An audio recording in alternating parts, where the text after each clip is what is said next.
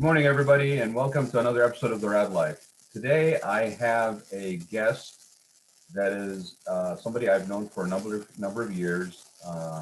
She's been doing a lot of amazing work out there, and in many cases, sort of not on the radar screen for some people. I ran into her. We met. Over 10 years ago. I would say probably closer to 20. I can't even believe I just said that. Where she was working with an organization called Orange County Coast Keepers, and we were working on a study to find out if you can populate or reforest, I should say the appropriate terminology. Nancy will correct me. Kelp off the waters of Southern California, of Orange County, as part of a mitigation measure that was came out as a result of the San Onofre. So for people in San Clemente, this is sort of an interesting maybe topic to be aware of. And she's doing great work right now in another capacity. But again, she's a marine biologist. So I'm going to bring on my friend Nancy Caruso and introduce her to you guys. She's a great lady doing a lot of great work out there. And I wanted to sit down with her and see what's the latest that she's been working on. So let's see if she's in the waiting room. Nancy, are you there? Hey, Yes, there you are. Good morning. How are you? Morning. Good, thank you. Nice to see you, Rod. You too. I just was reflecting back in my introduction about the fact that I've known you, and I start off with, I've known her for 10 years. Wait, hold on, 15. No, I think it's even longer than that. Like, oh my gosh. So, and I said, and it's true, I said, you've been out there doing a lot of important work that is a lot of us actually, I think, benefit from indirectly, and you've been kind of off the radar screen for a lot of people that I know, at least. But like San Onofre is in my own backyard. So the work that you and I, when I met you, you were working on was sort of a direct result of that sort of mitigation measures that were going on because of the power plant. And I started by saying repopulating. And I said, wait, no. She'll correct me, reforesting kelp. So take a minute, Nancy, to basically give people a little bit of background about yourself. As I mentioned, you're a marine biologist. And how did you, I don't think I ever asked you this, like, how did you end up being a marine biologist, right? So give them background about yourself, and then let's reminisce a little bit. And then I'm really excited talking about this thing that you're working on right now. Okay, well, yeah, thank you for having me on today.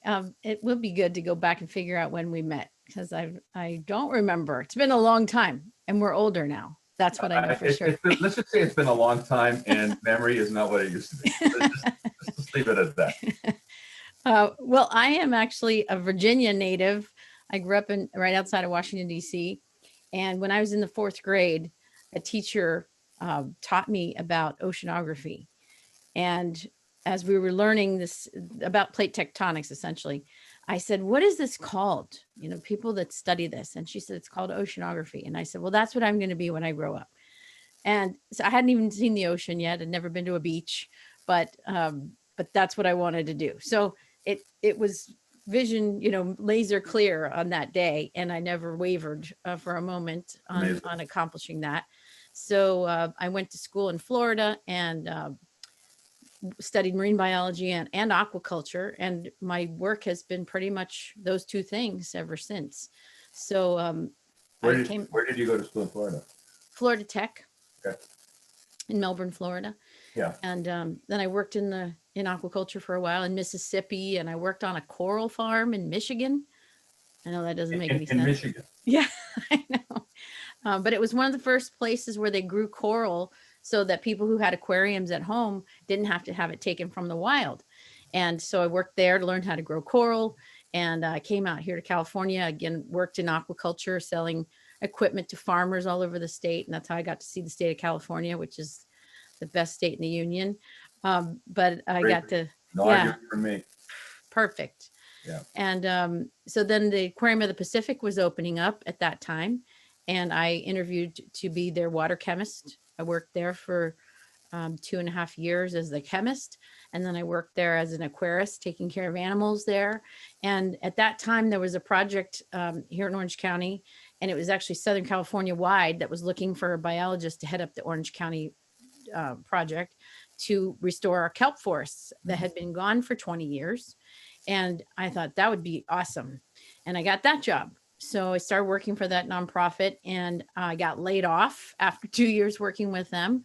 So I took the money from the project and moved it to another nonprofit and kept working there and working on the kelp project, trying to restore it, getting kids involved, growing it in classrooms, bringing volunteers like you who came to help try to make a difference in the ocean and regrow our kelp forests, which are the... That second nonprofit was the OC Coast Keepers.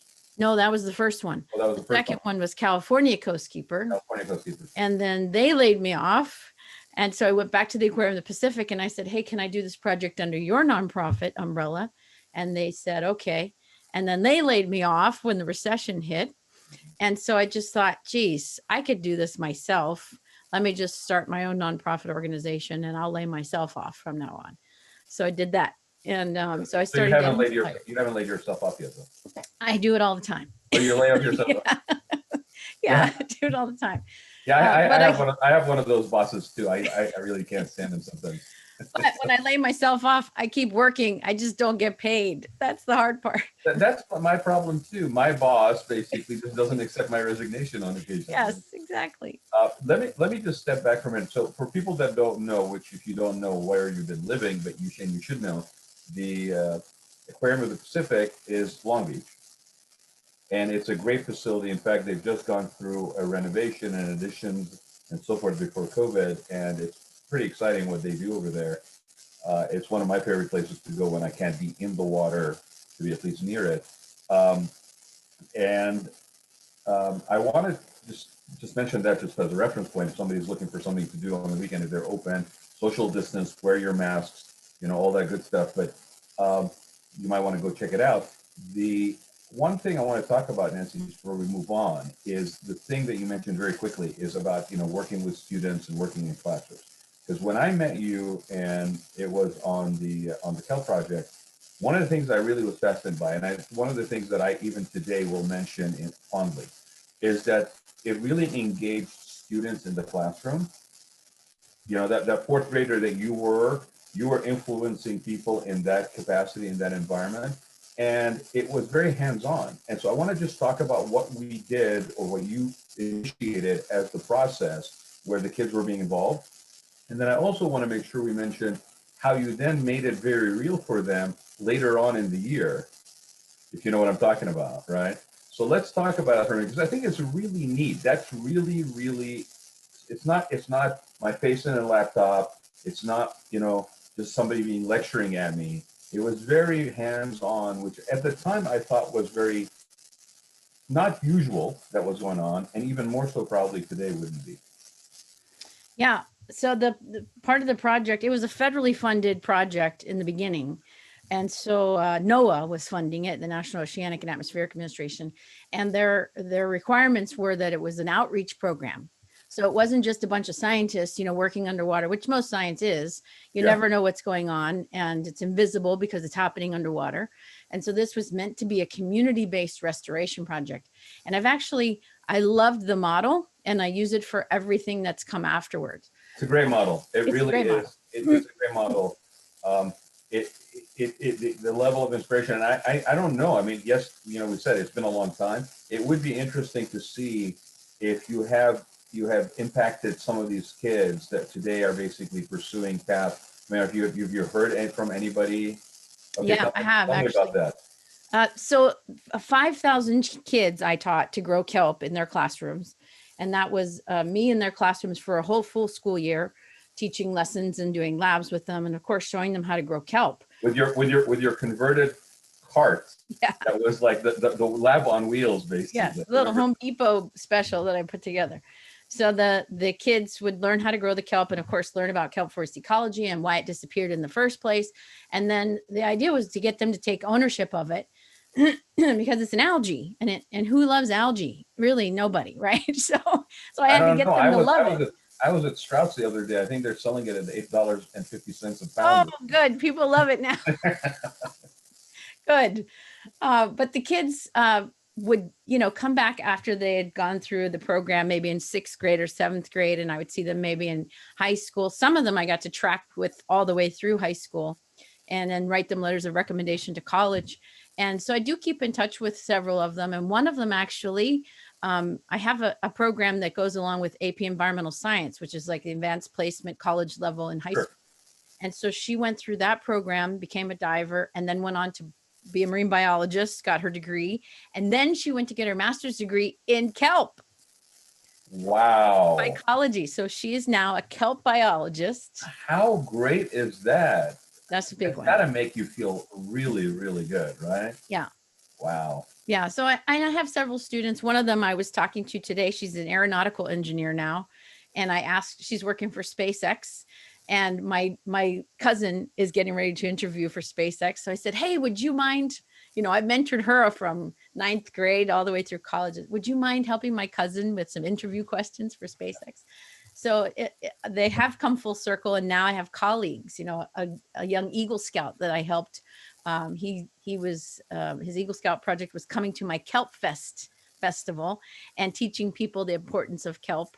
And now he's a dive instructor, and he is teaching people about the importance of kelp as a dive instructor. And he comes out and volunteers with me. So yes, I have been able to see it come full circle around. That's amazing. That really is very gratifying, right? I mean, Yes. and I wanted to make sure that we talked about that. I didn't know you. This is all new that you're sharing with me, but I had a feeling, because I know what it's like to be in that space, right? When you're in that space with people, you're in your wetsuit, God knows what you're doing in the water in your wetsuit, all that stuff, that side of the cultural side of it, there's a bonding component that happens. And a lot of times that stays with you for life. Yes. And so I was just curious whether that basically really was impactful. And then you just told me that it was. What would be really great, Nancy, is at some point, I'm more than happy to also do this, arrange this, is we could do, maybe, especially with Zoom, and there's no limitations to geography, it would be great to actually set up some sort of, I won't call it a town hall, but maybe like a panel discussion, and actually bring that to bear. Because you and I, before the show, we're talking about this, and we'll talk about it in a little bit, about the importance of stuff like this, even more so today with COVID, when it comes to distance learning, like that element of the outside speaker, the interest thing, the activity, right? I mean, you could technically, probably a little bit hard, but it's doable. You could probably put out a white paper saying, okay, here's the items you need from Home Depot to formulate your own little incubator, right? Go do that, and then basically, come and report on my Zoom class, tell me what's going on. So it really is that outside activity, that extracurricular, that I think personally, from what I'm hearing from parents, is even more critically important now, to bring that infuse that into the educational cycle. So it would be great if we brought people on that benefited and had them share their own journey under this cover. So I'm just putting it out there for you. If you're interested in doing that, we could probably talk about it later. But I'd love to get some of these people on there to talk about how you were influential. Yeah, I would love to do that. And as you said, there's a bonding that takes place, which is why you and I are sitting here right now. We bonded 15 to 18 years ago. It's longer than that, my friend. We're still I'm afraid to go look, honestly. talking to each other. And by the way, I have access to a boat again, so maybe we should go diving. I would love that. I would love that. You know me, any day on the water, only better if I'm under the water. So yes. So you can come out and do some abalone surveys. I will wear the crew hat. I will swab the decks, whatever it is. I will be there. Fantastic. All I need is, just the duration of the time together. Right? And well, so, this is one of the other things that's kind of captivated people with helping me, is that there's a lot of things that we're communicating now, and there's a lot of problems that maybe people didn't know about 40 years ago that are coming to light now, and it's overwhelming to take in all of that, all the problems essentially of the world, right. Especially when you have no way to solve them. Right. If you could solve them by just dealing decks of cards, okay, solve that. But when you're just bombarded constantly with here are issues that need to be addressed, but you can't do anything about it. And so the projects that I work on offer students and adults a way to be part of the solution. Well, and be part of something that maybe I have a little bit more control being involved in, right? Yes. Like especially now, and I didn't even put one and one together until you just were saying this, is Yeah, I mean, it's got to be very overwhelming. There's a lot of stuff in our lives right now that's out of our control, right? And I'll just use this as another example. I think the lady's name is Vicky Patterson. She's in Dana Point. She's a realtor by trade, but her dream was to live on a boat, and so she now is living on a boat. And she has a stand-up paddleboard sort of passion pursuit kind of that she's doing. Well, it was very ironic because she posted about starting a nonprofit where she's basically just like with the stand up for trash. Basically, when you're paddleboarding or you're kayaking out there, just collecting trash off the water, right? The irony was that the day before that, it was I think it was Earth Day or something like that recently, and I happened to be kayaking in the back bay, and I came across a plastic bin container that was floating in the water. So I put it on the kayak and then start collecting trash all around and basically putting it in the bin, right? So having something that you can actually impact positively that is within your control sometimes makes it easier to navigate the rest of your time where you have things that are out of your control. And right now we're all feeling a lot of stress from having a lot of stuff out of our control because of this pandemic. Correct. you Yeah. know?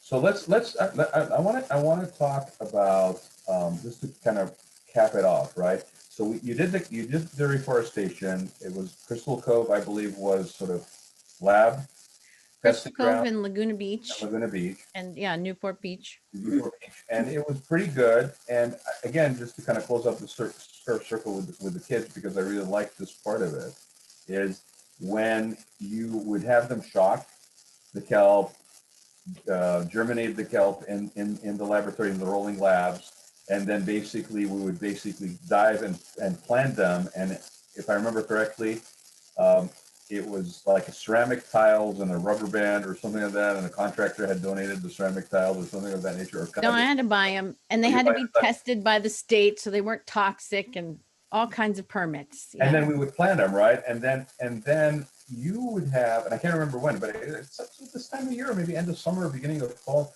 where we'd put kids on the boat and take them out there, and then drop a diver down with a microphone and a camera, and they would be watching on the screen of the TV. Was it a vacuum tube TV? I think at the time. Yeah, probably. I Probably. brought it from my house. Yeah.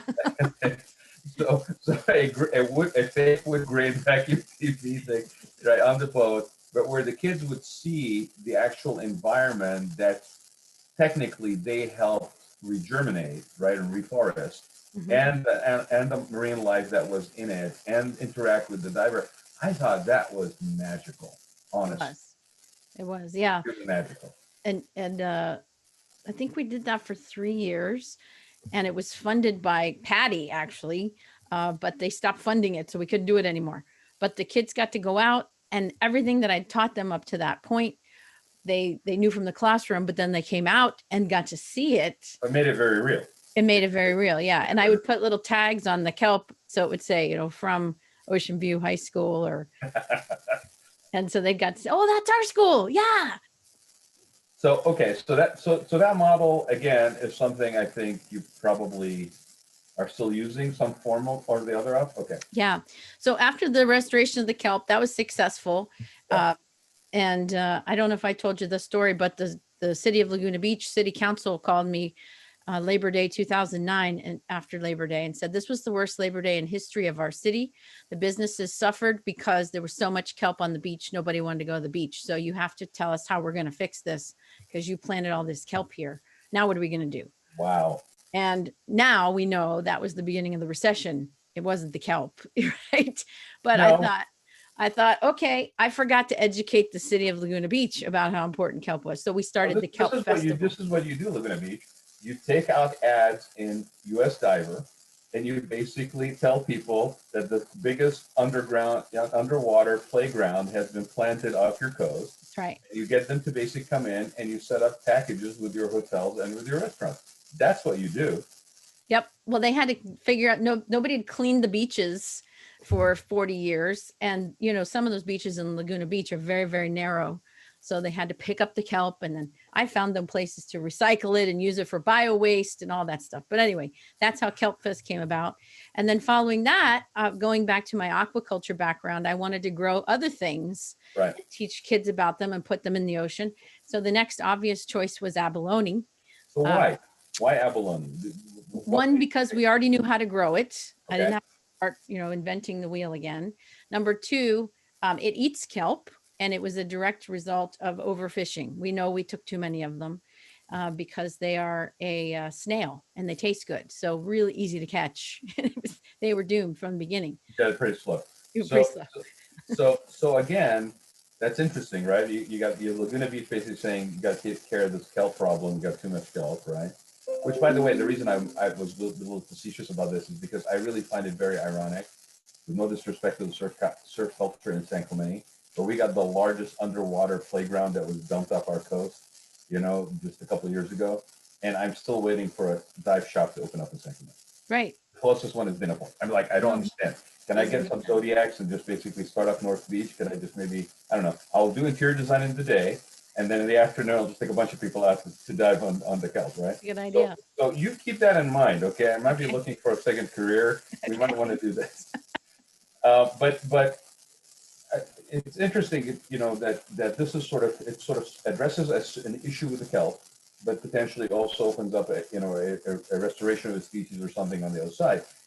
You said something to me before, and I think it's important to note here, is these things don't happen instantaneously. Like when you had an idea about doing the abalone, there were actually farms that were still growing abalone. And it took you how many years to get approval to actually be able to proceed? It took me 3 years of fighting with the state of California to allow them to let me put abalone back in the ocean. At which point, these farms that were basically in existence were no longer in existence. Well, they were no longer raising the green abalone. No longer raising abalone. Yeah, they're raising red abalone, which is a species that's found up north, Yeah. and they're raised for food. Yeah. They were raising the green abalone for the pet industry because they were raising them really small. So by the time I got the permit, there weren't any left, and so I took what they had. There were 69 of them left, big ones, and did the project with that just to see about survival rates. But I had to essentially start all over from ground zero, go out and find them, set up a farm to spawn them and raise them. And I eventually settled on paying the red abalone farmers to rent space on their farms to raise my green abalone. And that's been ongoing for 10 years now. So I spent 10 years on the kelp. Now I'm on year 10 of the abalone. And the reason, people were a lot of times, so this is so commonsensical, restore things that need to go in the ocean. Why isn't there anybody else doing it? Because there isn't anybody else doing it. And number one, it's hard with permitting. Number one, the government doesn't just allow this to happen. It takes me a lot of effort. And number two, it's long-term. And as witnessed by my first project, the kelp project, I got laid off 3 times. There's no longevity in funding. And for some reason, just stick around enough to take it on after being laid off and after being laid off, sticking with it. Yeah, it's very important, I think, to point that out. The regulations are an issue, the commitment. And people who want to fund a long-term project, a big company likes to look good to fund projects.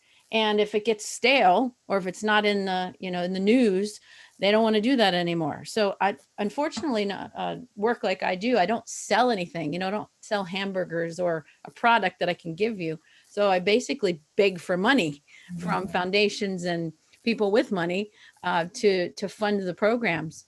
And that's why from time to time I go take other jobs because, there isn't enough to pay me to do it. But that's what has essentially kept me in this little niche, is that I have the tenacity and the stubbornness. You can ask my husband about that part to stick with it. I think anybody who's met you for 5 minutes. But I stick with it to see it through, and whatever I need to do to do that, whether it's working, as a substitute teacher or a boat captain or whatever on the sidelines, then I'll do that. So tell me about Get Inspired. So Get Inspired is the organization I started in 2009 when I had been laid off for the 3rd time.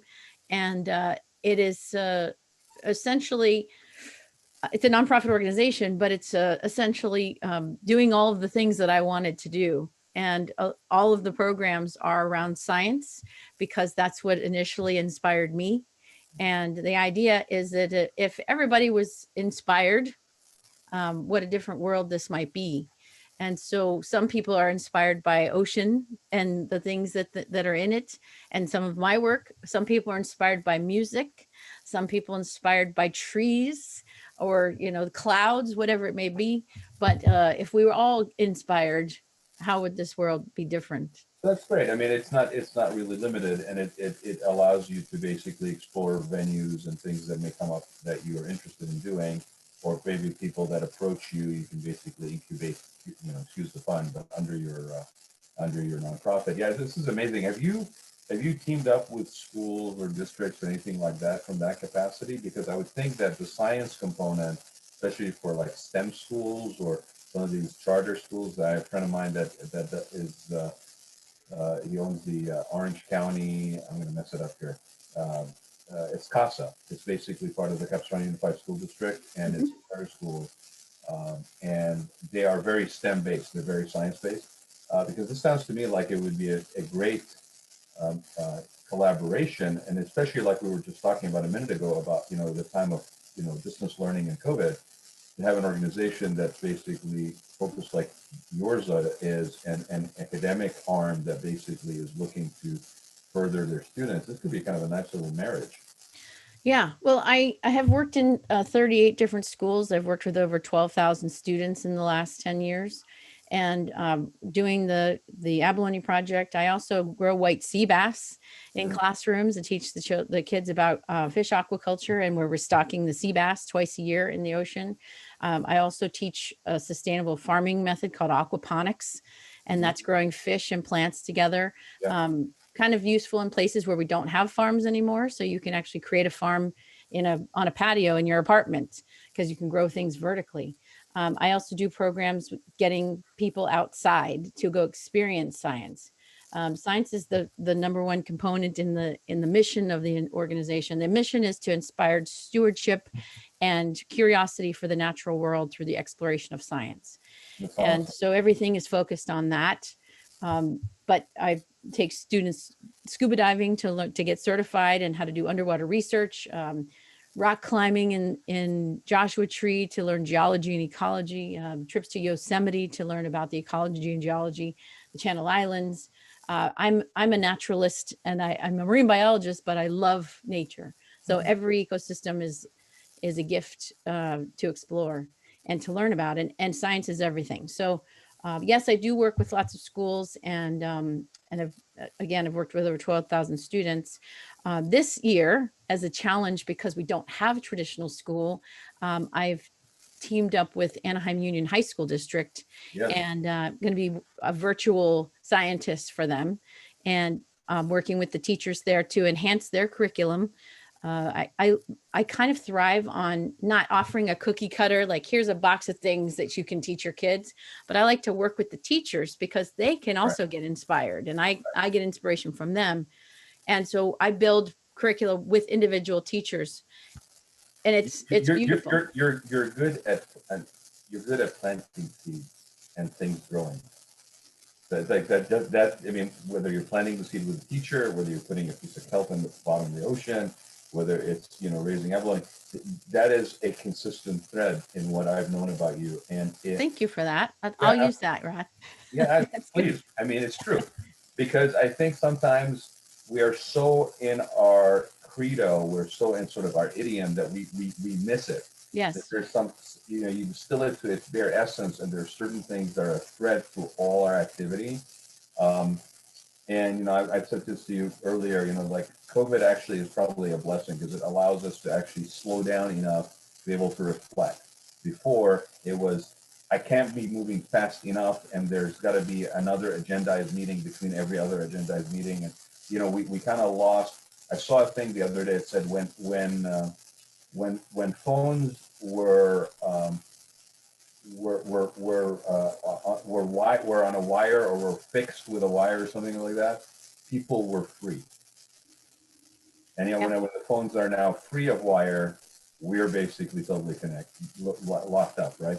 So it's interesting to have this opportunity to reflect on stuff. I really like the mission of your organization. I want to ask, is there opportunities for people to volunteer, to be involved, or is it pretty much for project? How can people get involved?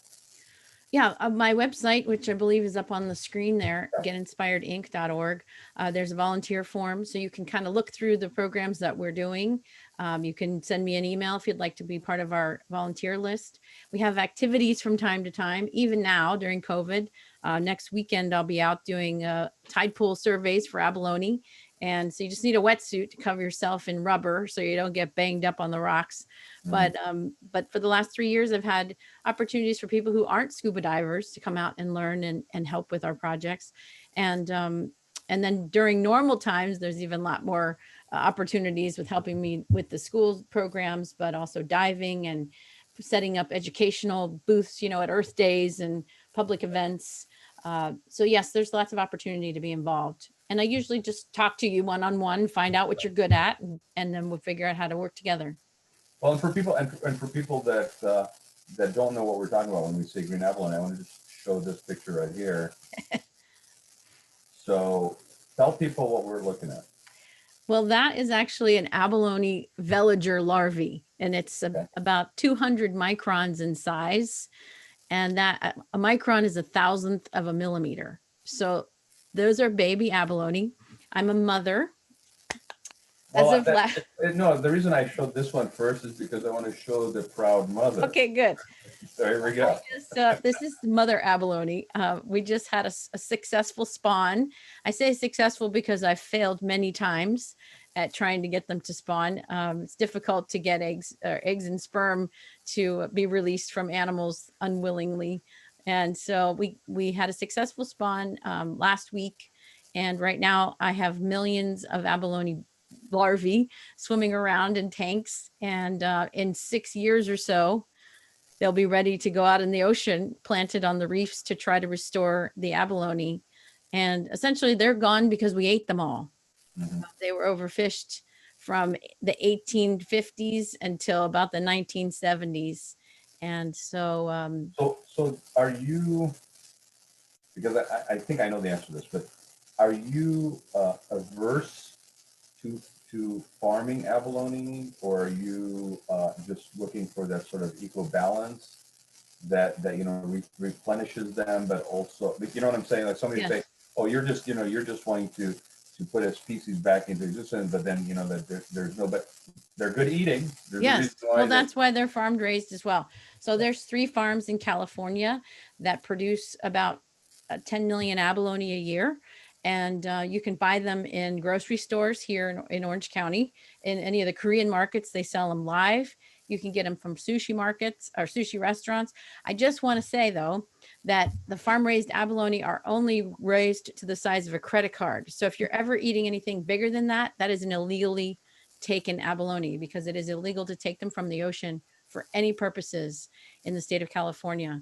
And actually all over the world where they're found, there's 57 species. They are all endangered and threatened wherever they're found. So if you do eat them, that's okay, as long as they're coming from a farm. And luckily we have aquaculture that can farm them and provide us with that tasty meat, even though they are endangered in the ocean. And if anybody is confused as to how much we ate them out of existence, go do a Google search on pictures. Okay, you will see mounds of shells. I mean, like unbelievable mountains of. The commercial limit for a commercial abalone diver in the 1950s was 120 dozen a day, which is 1,440 per day, which means they had to put a limit on it because you could take more than that. Think about that for a second. Basically. I mean, wow. Yeah. And okay, so what do you think? Because remember you were talking about the kelp, and there was sort of like an adverse reaction to the kelp for reforestation. Are you taking into mind these things now, maybe more so as you do other projects where like it's amplifying the impact by reintroducing new species for people that basically say, well, no, we don't want to do this because I keep thinking about sea urchins, right? and the damage that sea urchins do, and like it goes unchecked. And so does that factor into your programming? Does that factor into how you guys basically proceed with these projects? Yes, and logically, the kelp had to come first because it's the bottom of the food chain. So now Yeah. that we have the kelp, all of these animals live in the kelp forest. The next project I've actually just started working on is pismo clams. Oh, And those are, they're in the Bugs Bunny cartoon from the yeah, 1960s, yeah, right? yeah. Pismo clams are famous in California, and we ate them all too. So just getting into that, nobody knows how to raise them. Nobody knows how to reproduce them, get them back into the wild. And I hope to have kids involved in that project as well. I have a lot of figuring out to do though first. And luckily I have a very forgiving husband who lets me do my lab work here in the house. It's not unusual to have an abalone tank in the bedroom in all of our spare rooms in the house. Hey, you're a mother. Like there's a picture right there, right? Where are you gonna put the baby? It's gotta be near you. Right. So how's the funding been? Has it been has there been like interesting developments in terms of source of funding? Is it pretty much still governmental?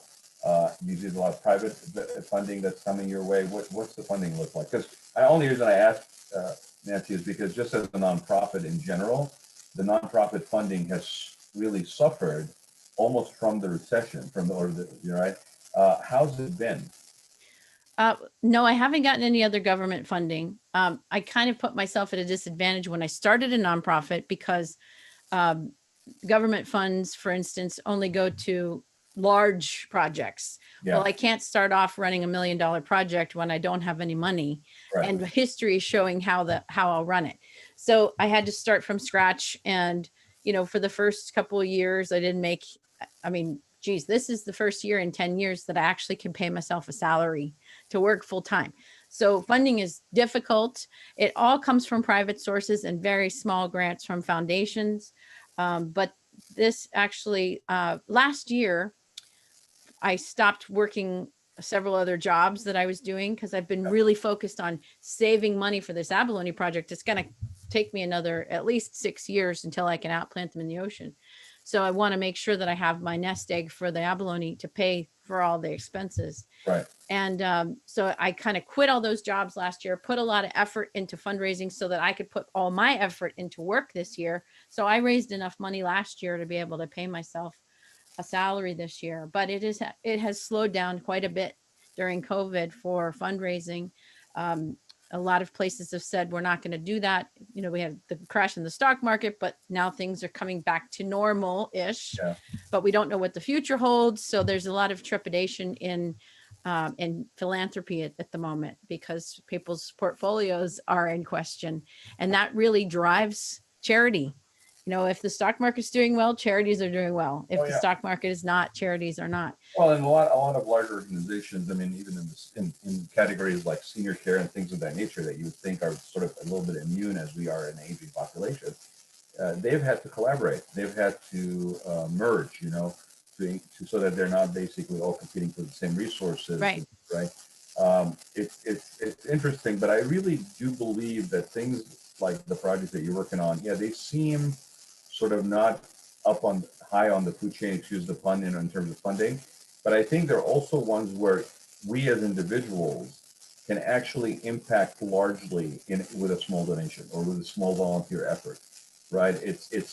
Because I know that, when you start talking about, like, for example, and hats off to them, because I know a lot of these people that are very committed, but like you're dealing with Alzheimer's or homeless or whatever, those issues are very paramount. And there's a lot of people that are working on them, but to some they may seem overwhelming, like almost like, why would I go in and get involved in something like this, because it's just going to frustrate me, I'm not going to be able to do anything about it. To your point, it's always a long-term return investment up front, of time and resources. And here's something that you can have a tangible, at least self-satisfaction reward factor that comes out of being involved with something like this, because you could impact a student, you could, go do a presentation at a classroom or help make one happen. So please, everybody, that's listening to this, check out Nancy's website, getinspiredinc.org. Is it Inspiring or Inspired Ink? Inspired Ink. Inspired Ink, yes. Yeah, getinspiredink.org. It's my eyes. See, this is how long I've known you. Getinspiredink.org and see how you could maybe help in either volunteer time, effort, whatever skills you may bring to the table that may be handy for Nancy. And I'm looking forward to reconnecting with you. And like I said, just let me know when. And I'll bring my mask, and I'll bring my mop, and I'll swap your deck. But it really is great catching up with you. And I'm really thrilled that you're out there doing this. It really warms my heart. I think the best part of this interview was knowing that you actually left your mark on people that are now continuing the legacy of that effort in their own way, on their own journey, whether it's SpaceX or whether it's marine biologists or whatever. That has got to be the most gratifying thing in the world. Indeed, it is. It is. Thank you, Raad. Thank you, Nancy. Again, everybody, thanks for joining us for another episode of the Raad Life. Check out Nancy. Join, get on there. Add her on Facebook, Instagram, LinkedIn. She's all over the place. And she's a great lady to know. Thanks, my friend. I appreciate your time. Appreciate you. Take care, Raad. Bye-bye.